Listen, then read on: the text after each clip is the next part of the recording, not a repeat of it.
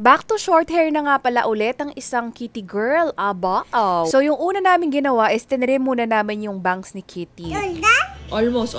Actually, nung nakaraan, dumaan kami ulit sa kiddie salon. Kaso, takot talaga siya. Ayaw talaga niya magpahawak sa ibang tao. Sabi niya, mommy and daddy only. Kaya yun, sa house na lang kami nagupitan. Okay naman, diba? Ay, sus naman, uy! Ito nga pala yung peg natin. Yes, that's me. Hindi ko alam kung bakit, pero sobrang uso nitong haircut na to nung panahon namin. Actually, hanggang ngayon pala, basta preschool, talagang hindi mawawala yung may gupit na ganyan. Pero gets, it's so cute, tapos low maintenance.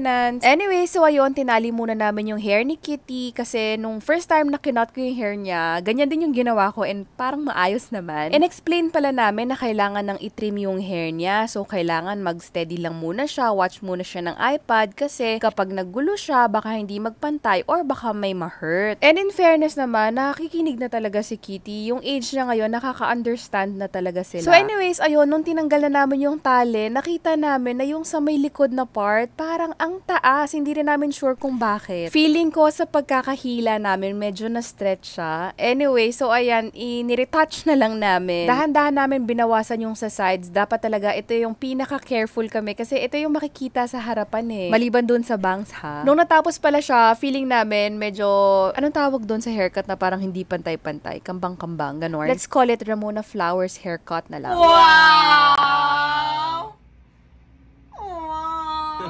So pretty, diba? So yun, after namin mag-haircut, dumaan kami dun sa kabilang house. Dito kasi si Lola Lita, nag-aayos siya ng mga stuff. And pinakita namin si Kitty. Okay lang ba, ma? Ako lang yung nag-ano yan eh. Ito lang. Look here, Kitty. Can we see? Can I see? Kitty. Look at that. Ay, so... Hala, kawawa naman yung sofa namin. Araw-araw lumalaki yung punit. Aba, aw. Kaya nag-order na lang kami nitong pang-cover sa sofa. Ito nga pala yung pinakamalapit na down na color dun sa nabilhan ni Daddy Chan. Una, iniisip namin, lagyan na lang ng patch. Kaso nga, dahil hindi sobrang same yung color, parang ang pangit. So, since malaki naman siya, naisip namin, what if ibuo na lang para din hindi na rin madama yung mga iba pang parts. Para pala tong sticker, tapos hindi siya basta-bastang maaalis. Kaya sabi namin, mag-sample muna kami ng maliit. So, ito yung part na kalmot ni Kat.